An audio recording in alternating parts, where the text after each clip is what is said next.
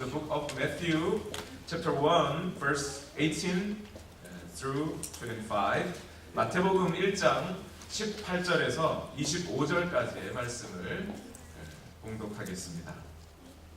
저와 여러분이 교독하겠습니다. 예수 그리스도의 나심은 이러하니라. 그의 어머니 마리아가 요셉과 약혼하고 동거하기 전에 성령으로 잉태된 것이 나타났더니 그의 남편 요셉은 그를 드러내지 아니하고 가만히 끊고자 하여 이 일을 생각할 때에 주의 사자가 현몽하여 이르되 다윗의 자손 요셉아 내 아내 마리아 데려오기를 두려워하지 말라.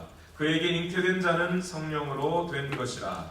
하나님이 은혜를 주사 이는 그가 자기 백성을 그들의 죄에서 구원할 자이시니라 하니라. 이 모든 일이 된 것은 주께서 선지자로 하신 말씀을 이루려 하심이니 이르시되 보라 처녀가 잉태하여 낳을 것이요 그의 이름은 임마누엘이라 하리라 하셨으니 이를 번역한즉 하나님이 우리와 함께 계시다 하니라. 요셉이 잠에서 깨어 일어나 주의 사자의 분부대로 행하여 그의 아내를 데려왔으나 아들을 낳기까지 동침하지 아니하더니 나음에 이름을 예수라 하니라. 아멘. You may be seated. 자리에 앉겠습니다.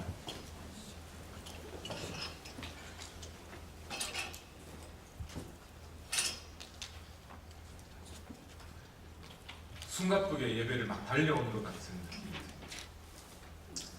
잠시 한숨을 이렇게 쉬시고 말씀에 집중해 주시면 좋겠습니다. 지난 며칠 전이었던 걸로 기억합니다. 한국에서 한 가수가 자살을 했습니다. 평소 앓고 있던 그 우울증이 원인이었다고 합니다. 최근에 TV에서 잘 볼 수는 없었지만 비교적 유명한 가수였고요. 흔히 말하는 히트곡이라는 것도 몇 곡 있는 나이는 저와 비슷한 39살인가 40살 조금 더 됐나요? 한 남자 가수였습니다. TV에서도 보면 그렇게 우울해 보이는 그런 가수는 아니었어요. 늘 밝고 쾌활했던 가수였습니다. 그런데 며칠 전에 자살했다는 이야기를 듣고 저도 적잖이 좀 놀랬습니다. 그런데 사실 저를 더 놀라게 한 것은 이 가수의 죽음이 아니라 이 가수의 죽음 뒤에 있는 사람들의 반응이었습니다. 이 뉴스에 대한 사람들의 반응이 어떠했냐면 아무렇지도 않았어요. 무슨 얘기냐면 몇 해 전까지만 해도 연예인들이, 셀러브리티들이, 엔터테이너들이 이렇게 자살을 했다거나 어떤 큰 일이 있다 그러면 사람들이 너도 나도 몰려들어서 야, 그 사람이 왜 그랬을까? 정말 충격이다. 그 사람을 좋아했던 사람들은 눈물까지 흘려가면서 반응을 했습니다. 그런데 어느샌가 언제부터인가 모르게 특히 한국 사회에서는 이 연예인들이 우울증 때문에 자살을 했다라고 하면 놀라지도 않아요. 너무 당연한 듯이 반응을 합니다. 심지어 이 가수가 자살했다는 소식이 저에게 어떻게 들렸냐면 저도 아주 우연히 인터넷을 검색하다가 이 가수의 이름이 실시간 검색어에 올라온 걸 보고 클릭해봤더니 자살했다는 거예요. 그리고 1시간 뒤에 갔더니 이 가수의 이름은 싹 지워지고 없어져 버렸어요. 사람들에게 전혀 뉴스가 되지 않아요.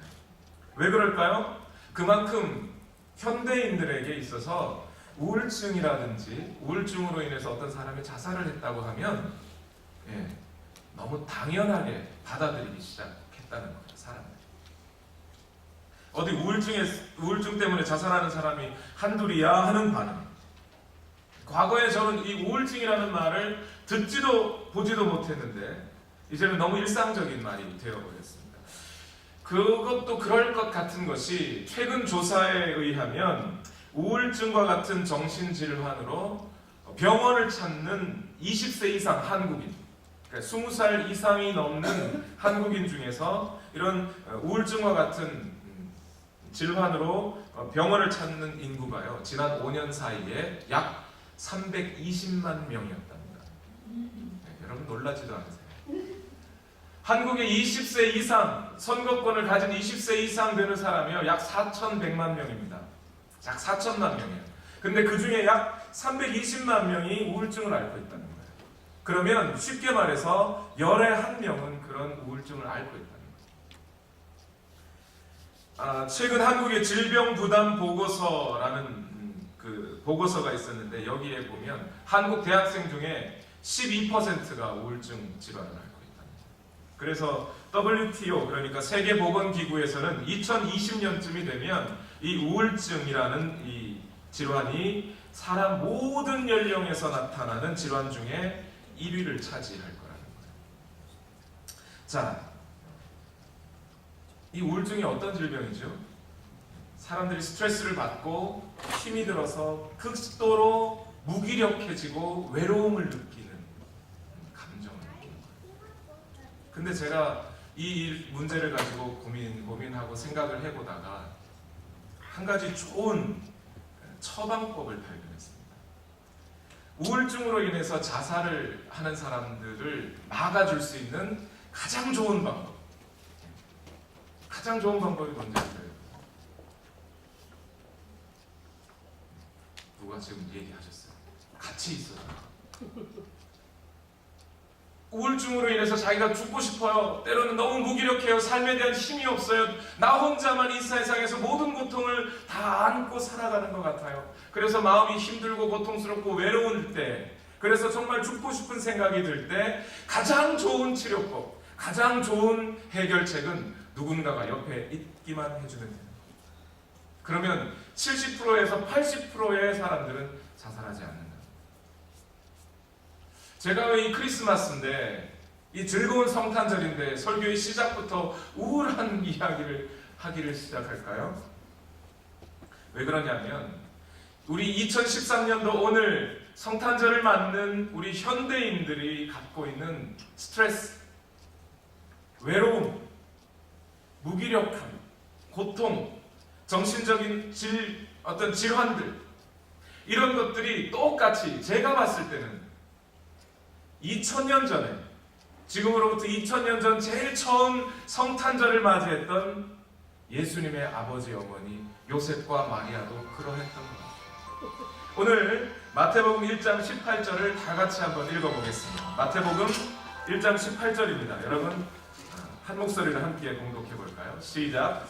예수 그리스도의 나심은 이러하니라. 그의 어머니 마리아가 요셉과 약혼하고 동거하기 전에 성령으로 잉태된 것이 나타났더니. 자, 우리는 이 구절을 읽으면서 그냥 아무렇지도 않게 읽었을 수 있어요. 동정녀 탄생이구나, 처녀가 잉태하였구나, 이렇게 그냥 생각하면서 읽을 수 있습니다. 그런데 이 상황에 처해 있는 요셉과 마리아를 한번 생각해 보시길 바랍니다. 먼저 이 본문 이 구절의 배경에 있는 상황들을 설명하면 이렇습니다. 이스라엘 사람들은요, 결혼을 할 때 우리 한국 사람들처럼 하루에 결혼식을 올리는 게 아니에요. 보통 결혼식이 1년에 걸쳐서 진행됩니다. 제일 처음에 약혼을 하고요.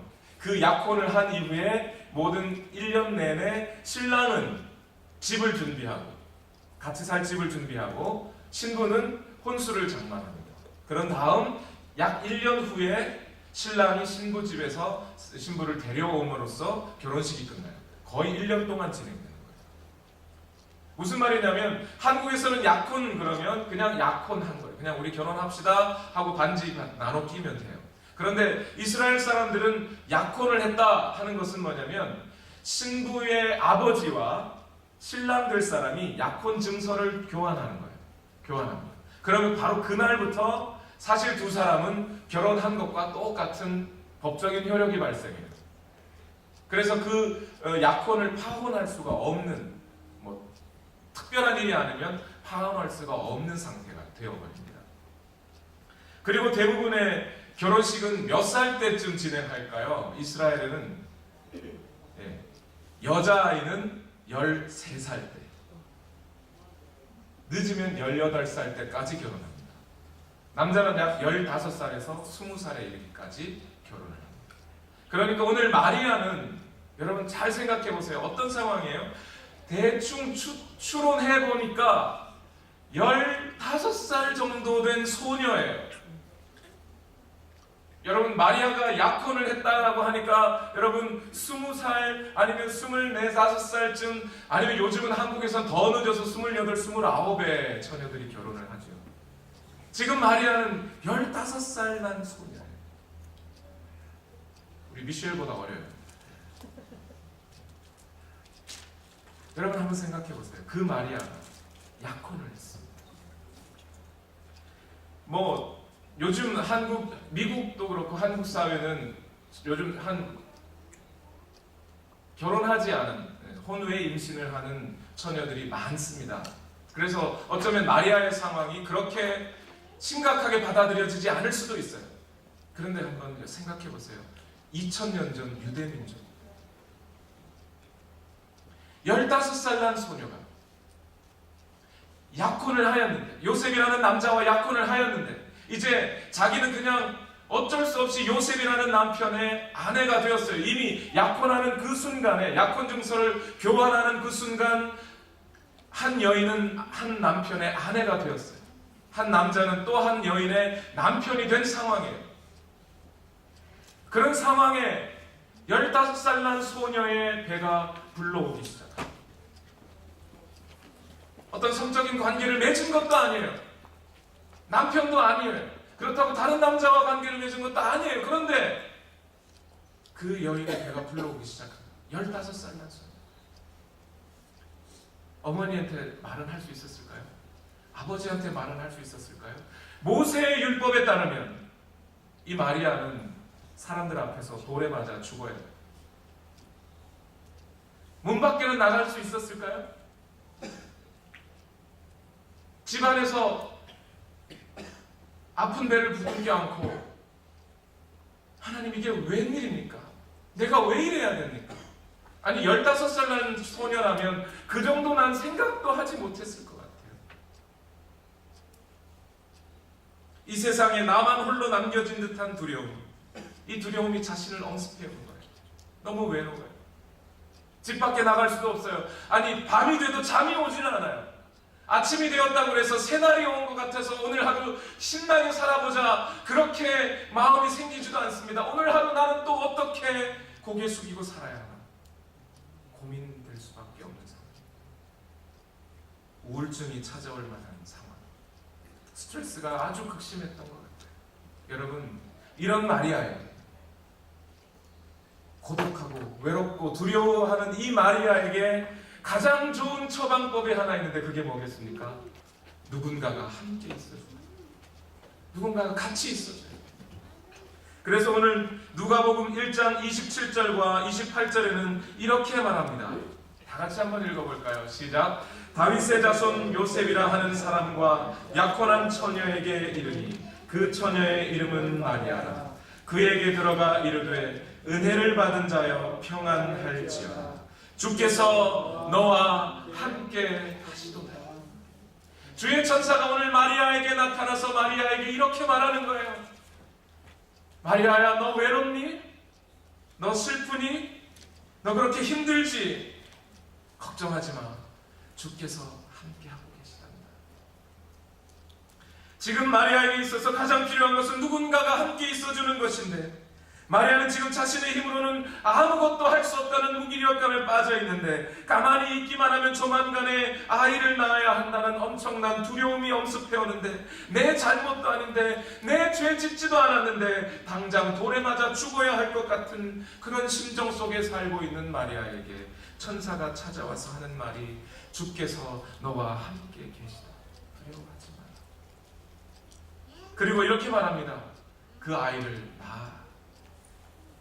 그 아이는 성령으로 잉크된 것이니 그 아이를 낳거든 남자아이일 텐데 그 아이의 이름을 예수라고 하여라. 마리아는 여전히 불안합니다. 아니 내가 남자를 알지 못하는데, 내가 남자와 성적인 관계를 맺은 것도 아닌데 내가 어떻게 아이를 낳을 수가 있습니까? 천사가 말합니다. 걱정하지 마라. 하나님께서 함께 해주시겠다. 지극히 높으신 하나님의 능력이 너를 덮어주실 것이다. 너희가 너에게 은혜가 임하였다. 마리아는 다시 용기를 얻습니다. 부정적인 마음이 긍정적으로 변합니다. 그리고 38절 누가복음 1장 38절에 이렇게 고백합니다. 주의 여종이오니, 내가 당신의 여종이오니 그 말씀이 내게 이루어질 것입니다. 15살 난 처녀의 생각입니다. 하나님이 함께 해주시겠다고 담대한 마음을 가지라고 말씀해 주시니 그 함께 해주신다는 하나님의 은혜가 자기에게 은혜가 되어서 감동이 되어서 자기의 목숨을 걸고서라도 나는 이제 주님의 여종이오니 그 말씀대로 내게 이루어지기를 바랍니다. 사람들이 나를 돌로 친다 할지라도 나는 그 일을 이제 감당할 수 있겠습니다. 하나님의 임재하심은 때로 우리에게 정말 시의 적절하게 임할 때가 있습니다. 그래서 하나님은 그냥 마리아에게 마리아야 내가 너와 함께 해주겠다 말로만 하시지 않으셨어요. 말로만 하시지 않고 누군가를 보내주십니다. 마리아에. 그리고 그 누군가를 보내주시는 것을 그냥 마리아에게 보내줘서 위로만 하는 것이 아니에요. 마리아에게 가장 필요한 사람 한 사람을 보내주셔요. 마리아가 지금 이 상황에 반드시 있어야 할 사람이 있어요. 그게 누구였겠습니까? 요셉이라는 사람. 예, 마리아의 동생이나 마리아의 언니가 옆에 와서 마리아야 괜찮아 위로해 줄 수 있어요. 그런데 마리아의 언니가 함께 해준다고 지금 현실적으로 주어진 문제를 해결해 줄 수 있습니까? 마리아의 어머니가 온다 한들 해결해 줄 수 있어요. 마리아의 아버지가 온다 한들 해결해 줄 수 있나요? 아니, 그렇지 않아요. 그러나 요셉, 그가 와주기만 한다.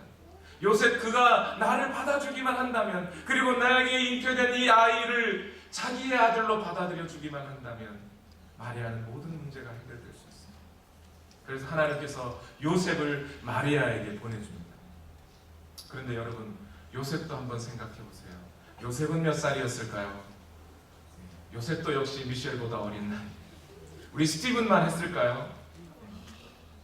스티븐보다 조금 어렸을까요? 이스라엘에서는 남자가 결혼할 때 20살 이상 되는 경우가 거의 없었으니까 이 당시. 요셉은 얼마나 힘들었을까요?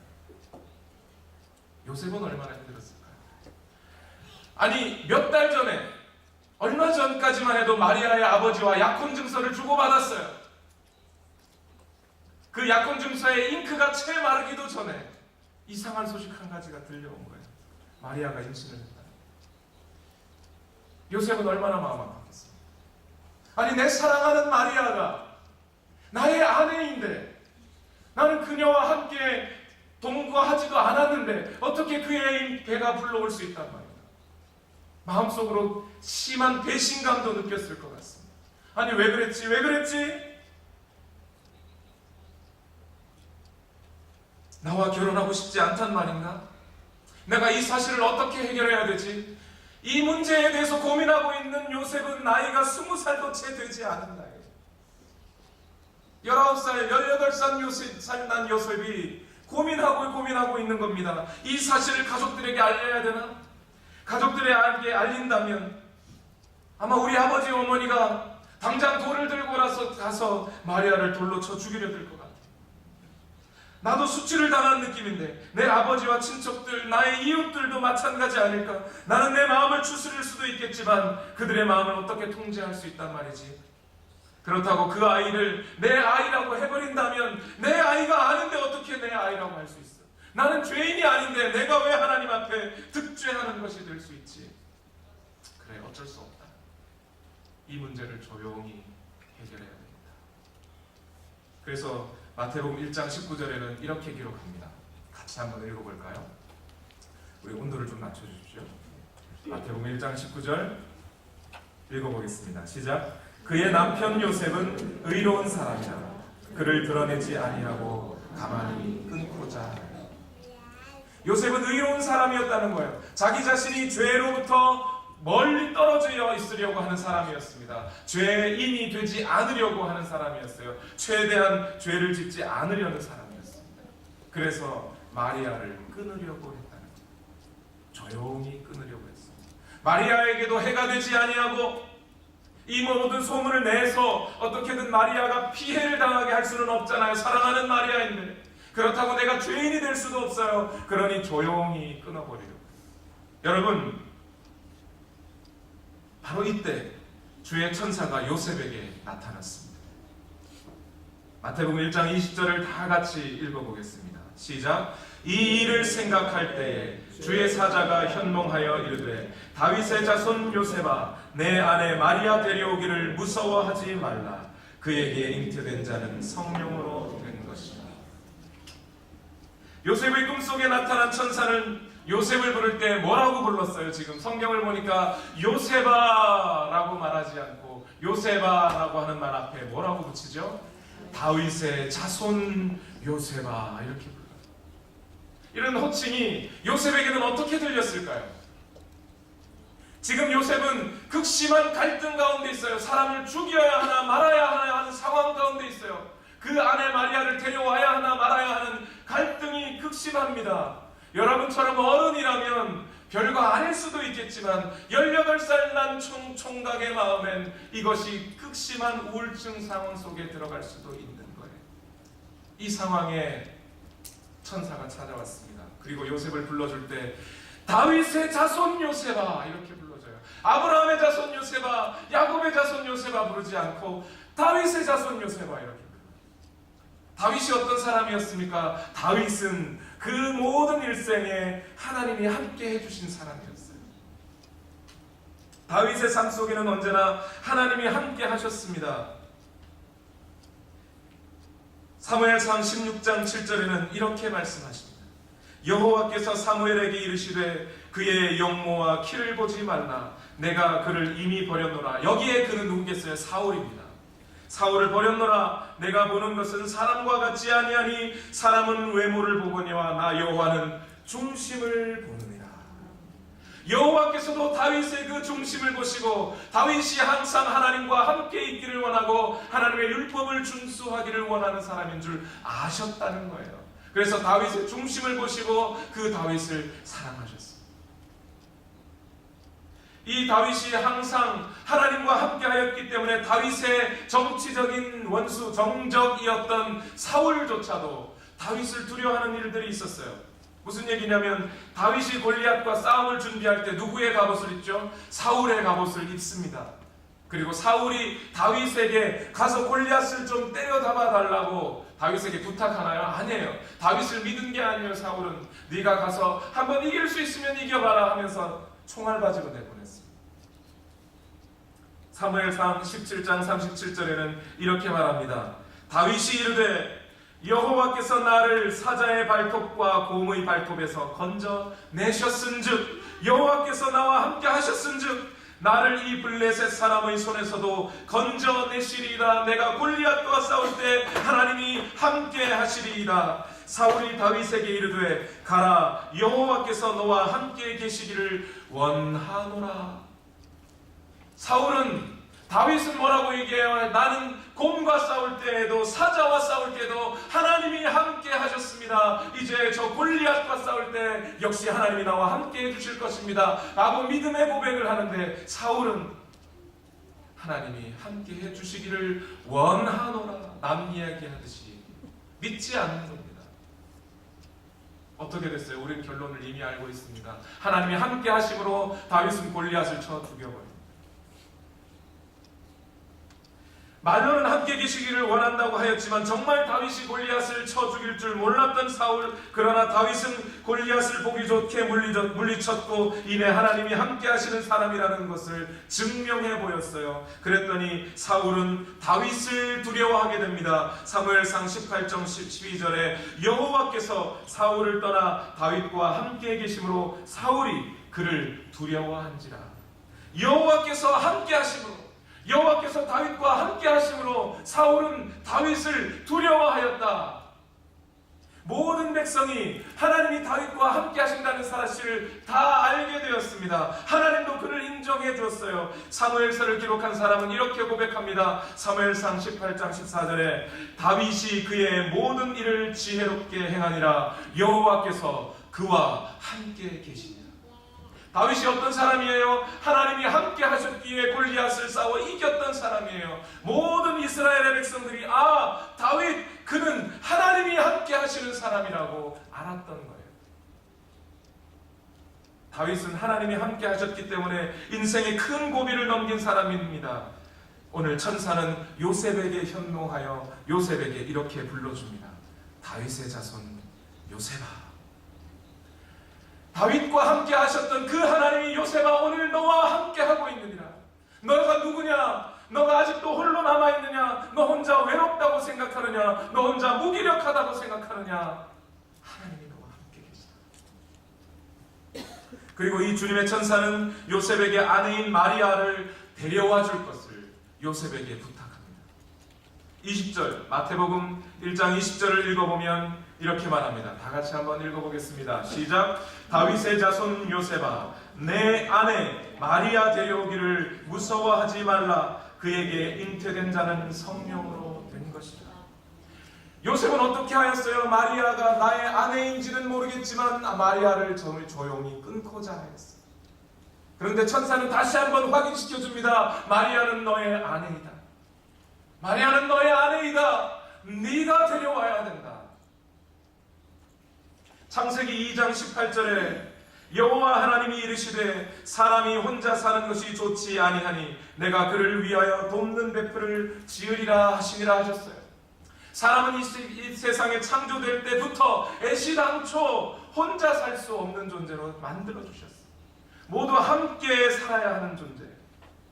지금 요셉에게 천사는 이렇게 말합니다. 나는 요셉아, 네가 혼자 있는 것을 원하지 않는다. 너는 그녀와 꼭 함께 있어 주어야 한다. 너는 그의 남편이지 않느냐. 이제 그녀에게 네가 없으면 누가 함께 있어 줄 수가 있겠느냐. 마리아는 지금 성령으로 잉태된 것이다. 너의 두려움을 안다. 그러나 지금 마리아는 어쩌면 너보다 더 두렵지 않겠니? 네가 외롭다는 걸 안다. 그러나 마리아는 너보다 더 외롭지 않겠니? 네가 함께 있어주면 안 되겠니? 그녀 데려오기를 두려워하지 마라. 얼른 가서 데려와요. 오늘날도 대부분의 사람들은 요셉과 같은 처지를 당하면 마리아와 헤어지기를 원할 것 같습니다. 마리아는 죄를 지은 사람으로 여겨졌기 때문이에요. 그녀와 헤어져 주는 것이 서로를 위해 낫다고 생각할 겁니다. 요셉도 처음엔 그랬습니다. 조용히 끊고자 하였습니다. 그러나 하나님은 함께 있어 주라고 하십니다. 사람은 끊으려 하는데 하나님은 이어주려고 하시는 겁니다. 사람은 떨어지려고 하는데 하나님은 함께 있어 주라고 말씀하십니다. 오늘날 많은 사람들이 서로 분리되고 있고 떨어져 있어서 외롭고 우울해지는데 하나님은 서로 합하라고 서로 하나 되라고 말을 합니다. 인구 수는 많아져 가고 있는데 사람의 수는 많아져 가고 있는데 현대인들은 점차 외로워지고 함께 있어줄 사람은 없어지고 있는 겁니다. 그리고 이 천사는 요셉에게 오늘 우리가 알아야 할 너무도 중요한 말씀, 복음의 핵심을 전해줍니다. 마태복음 1장 21절에서 23절을 우리 다 같이 천사가 된 기분으로 다 같이 한번 읽어보겠습니다. 마태복음 1장 21절에서 23절 시작. 아들을 낳으리니 이름을 예수라 하라. 이는 그가 자기 백성을 그들의 죄에서 구원할 자이심이라 하니라. 이 모든 일이 된 것은 주께서 선지자로 하신 말씀을 이루려 하심이니 이르시되 보라 처녀가 잉태하여 아들을 낳을 것이요 그의 이름은 임마누엘이라 하리라. 여기까지. 임마누엘이란 말 이름이 하나님이 우리와 함께 계시다 합니다. 여러분, 성경이 말하는 우리 사람들에게 있는 가장 큰 문제가 뭘까요? 바로 우리에게 가장 큰 문제가 있다. 그게 뭐겠습니까? 우리의 죄로 말미암아 하나님과 분리되어 버렸다는 사실이에요. 만일 우리 인간에게 있는 가장 큰 문제가 정보가 부족한 것이라면 하나님은 우리에게 교육가를 보내주셨을 겁니다. 만약 우리에게 무슨 기술이 부족한 것이 문제라면 하나님은 우리에게 엔지니어들을 보내주셨을 거예요. 만약 우리에게 가장 큰 문제가 돈의 문제였다면 하나님은 우리에게 경제학자들을 보내주셨을 겁니다. 그러나 우리에게 가장 큰 문제는 우리 안에 죄가 있다는 것이었고, 그 죄의 문제 때문에 거룩하신 하나님과 분리되었다는 것, 이것이 가장 큰 문제예요. 그래서 하나님은 누구를 보내주시는 거예요? 구세주를 보내주시는 겁니다. 우리의 죄를 대신 져주실 분을 보내주시는 거예요. 그렇게 해서 우리의 죄가 없어지면, 우리가 죄 없다고 인정함을 받으면 하나님과 함께 할 수 있게 됩니다. 이게 바로 오늘 성탄절이 우리에게 전해주는 가장 중요한 메시지입니다. 하나님의 아들 예수 그리스도는 우리의 죄의 문제를 해결해 주신 구원자이시고, 바로 그분의 사역을 통해 우리는 하나님과 화목하게 되었어요. 함께 할 수 있게 되었어요. 우리의 하나님이 우리와 함께 해주시게 된 겁니다. 마리아가 심한 두려움과 외로움에 있을 때 함께 해주셨던 하나님, 요셉이 극심한 갈등 가운데 있을 때 함께 해주셨던 하나님. 아마 이 이야기를 예수님은 어린 시절 마리아의 젖을 먹으면서 들었던 것 같아요. 마리아가 예수야 그랬을까요? 야자는 빼고 지저스 내가 너를 뵀을 때 말이야. 저도 그래요. 제가 40살인데 이제 지금도 저희 어머니를 만나면 내가 김 목사를 뵀을 때 이러면서 시작하죠. 마리아도 그러지 않았을까요? 내가 널 낳을 때 나 얼마나 고민했는지 모른다. 나 얼마나 힘들었는지 모른다. 사람들이 돌로 나를 쳐 죽일 것 같은 두려움 속에 내가 얼마나 힘들게 너를 낳았는지 모른다. 그런데 주의 천사가 내게 와서 이렇게 말해준다.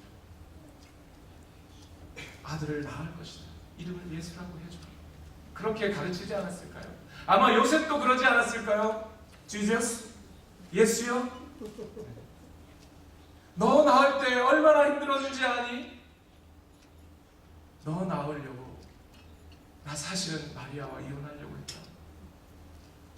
엄마와 헤어지려고 했다.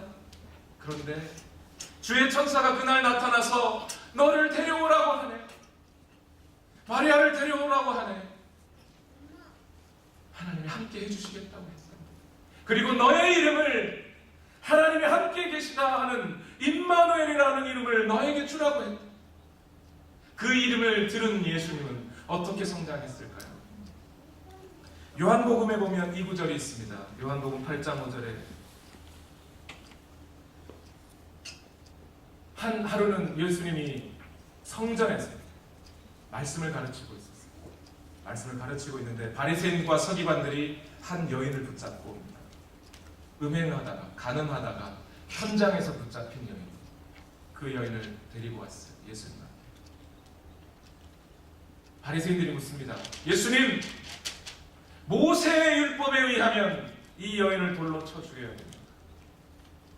당신은 그럼 뭐라고 하겠습니까? 지금 바리새인들과 서기관들이 묻는 질문의 요지는 뭐냐면, 자, 이 가늠한 여인을 돌로 쳐 죽이라고 했습니다. 그래서 만약 돌로 쳐 죽이면 돌을 던진 사람들은 살인죄가 있는 것 아닙니까? 당신은 이 문제를 어떻게 해결할 것입니까? 라고 예수님 앞에 질문을 했어요. 예수님을 시험에 빠뜨려 보려고, 궁지에 몰아보려고 이 질문을 합니다. 예수님은 그 순간 어떤 마음이 들었을까요? 잘은 모르겠어요. 잘은 모르겠지만 제 마음에, 제 생각에 아마 예수님은 적어도 30여 년 전 사람들로부터 돌에 맞아 죽을 뻔한 자기 어머니 마리아를 마음속에 기억하지 않았을까 생각합니다. 하나님께서 함께 해주라고 하셨기에 주의 천사가 나타나서 그 마리아에게 용기를 주셨고, 아버지 요셉에게 용기를 주셨고, 요셉과 마리아가 함께 하였기에 마리아는 살아날 수 있었어요. 아마 예수님 그 마음속에 그 마음이 있지 않았을까요? 그래서 사람들 앞에 예수님은 땅에다가 손가락을 펴시고 뭔가를 글자로 적기 시작하십니다. 무슨 말을 적었는지는 저는 잘 모르겠어요. 그런데 그 글씨를 적고 있는 동안에 바리새인들은 계속해서 질문합니다. 예수님, 당신은 어떻게 했으면 좋겠습니까? 당신은 어떻게 했으면 좋겠습니까? 그리고 주변에 있던 사람들은 양손에 돌을 들기 시작했어요. 좀만 지나면 이제 돌을 던질 기세예요. 예수님이 허리를 펴시고 사람들에게 말합니다. 당신들 중에 죄가 없는 사람이 있다면 그 죄 없는 사람이 먼저 이 여인을 돌로 한번 쳐보시오. 죄 없는 사람이 먼저 이 여인을 돌로 한번 쳐보시오. 요한복음 8장 5절에 모세는 율법에 그러한 여자를 돌로 치라 명하였거니와 선생님은 어떻게 하시나이까 물으니 요한복음 8장 7절에 예수님은 이렇게 말하는 겁니다. 너희 중에 죄 없는 자가 먼저 돌로 치라. 8장 9절에 사도 요한은 이렇게 전합니다. 이 예수님의 말씀에 사람들은 양심의 가책을 느껴 어른으로 시작하여 젊은이까지 하나씩 하나씩 나가고 오직 예수님과 그 가운데 섰는 여자만 남았더라. 예수님이 이 여인과 함께 해주시는 거예요. 하나님이 요셉과 마리아를 통해 내게 허락해 주셨던 이름 임마누엘, 사람들과 함께 해주라고 하는 그 이름의 사명을 오늘 예수님은 깨닫고 기억하시는 겁니다. 그리고 이 여인과 함께 있어 줍니다. 11절 말씀에 나도 너를 정죄하지 아니하노니 너의 죄가 용서되었으니 나도 너를 위하여 더 이상 정죄하지 않으니 가서 다시는 죄를 범하지 마라. 내가 구세주다. 내가 이제 너희를 위하여 죄의 문제를 해결해 줄 테니 이제 그 죄의 문제가 해결되거든 다시 죄로 빠지지 말고 하나님과 함께 있어 죄 때문에 고민하지 마라. 우리 주님은 임마누엘의 하나님, 함께 하시는 하나님이십니다. 오늘 마태복음을 지은 마태는 이 함께 하심의 의미를 너무나 확실하게 알았던 사람이었던 것 같아요. 여러분, 이 성경 마태복음을 지었던 마태는 직업이 뭐였을까요? 세리였습니다. 사람들로부터 세금을 걷는 사람이었어요. 그런데 누구의 세금을 걷어요? 같은 유대인 동족의 세금을 걷어서 로마인들에게 바치는 사람. 이 세리는 어떤 사람이에요? 외로운 사람입니다. 불쌍한 사람이에요. 고독한 사람이에요. 왜요? 로마인들은 로마인대로 이 사람이 유대인이라고 따돌리는 거예요. 업신여깁니다. 같은 동족들은 유대인들인데 유대인들의 돈을 걷어서 로마인에게 주는 세리, 그 세리가 얼마나 미웠겠습니까? 로마인, 동족인 유대인들도 세리를 따돌립니다.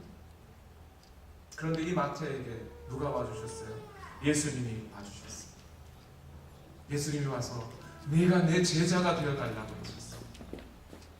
이 함께 하심의 복음, 예수님이 함께 하셨기에 내가 지금 세리가 아니라 예수 그리스도의 사도가 되어 교회를 세우는 일을 하고 있다는 이 놀라운 함께 하심의 복음을 알았던 마태는 마태복음을 시작할 때부터 함께 하심의 복음으로 시작합니다. 아브라함과 다윗의 자손 예수 그리스도의 세계라라고 마태복음을 열었던 마태는 오늘 마태복음 1장에 함께 하심의 복음, 임마누엘의 복음을 먼저 선포하십니다. 그런 다음에 맨 끝에 가서 무슨 얘기를 하죠? 너희는 가서 모든 민족으로 제자를 삼아 아버지와 아들과 성령의 이름으로 침례를 주고 내가 너희에게 분부한 모든 것을 가르쳐 지키게 하라. 그 다음 말씀이 뭔가요? 마태복음 마지막 절입니다. 내가 너희와 세상 끝날까지 항상 함께합니다. 예수님의 약속. 말씀을 맺겠습니다. 여러분, 오늘 드리는 예배는 성탄절을 기념하여 드리는 예배입니다. 성탄절의 가장 큰 의미는 예수 그리스도께서 우리의 죄를 사하시려고 이 땅에 오셔서 우리의 죄를 대신 지시고 죽으심으로 말미암아 우리를 하나님과 화목하게 하셨다는 것이 가장 중요한 메시지입니다. 오늘날 사람들은, 현대인들은 각자의 삶을 최고의 삶으로 살고 내 인생의 목표가 이루어지기를 바라면서 살아가고 있습니다. 그런데 우리 인생이 그렇게 녹록하지가 않아요. 내가 원하는 것을 다 이룰 수가 없어요. 그래서 원하는 대로 이루어지지 않으니 행복하지 않습니다. 행복이 사라지니 우울해집니다. 외로워집니다. 고독해집니다. 그런 고독 속에 살고 있어요. 그래서 우울증이 늘어나고 있어요. 나만 혼자 절망하는 것 같아요. 이런 마음의 근원을 찾아가 보면 무엇이 문제예요? 하나님과 화목하지 못하는 것, 사람들과 화목하지 못하는 것, 다른 사람들과 함께 있지 못하는 것들 때문에 이런 일들이 생긴 겁니다. 오늘 여러분께 부탁드립니다. 먼저 여러분 이 사실을 기억하십시오. 하나님은 우리와 함께 하십니다. 우리 온누리 교회가 지난 한 해 동안 아무리 힘들고 어렵고 때로는 우리 가운데 다툼이 있고 갈등이 있고 아무리 우리 가운데 죄된 모습이 있었다 할지라도 누구는요? 하나님은 우리와 함께 하십니다.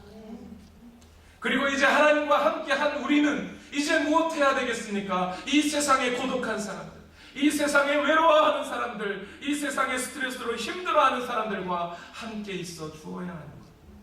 그들에게 이 함께 하심의 복음을 전해주어야 하는 것입니다. 예수님이 세상 끝날까지 항상 함께 해주겠다고 약속하셨던 이 약속을 전해주어야 하는 거예요.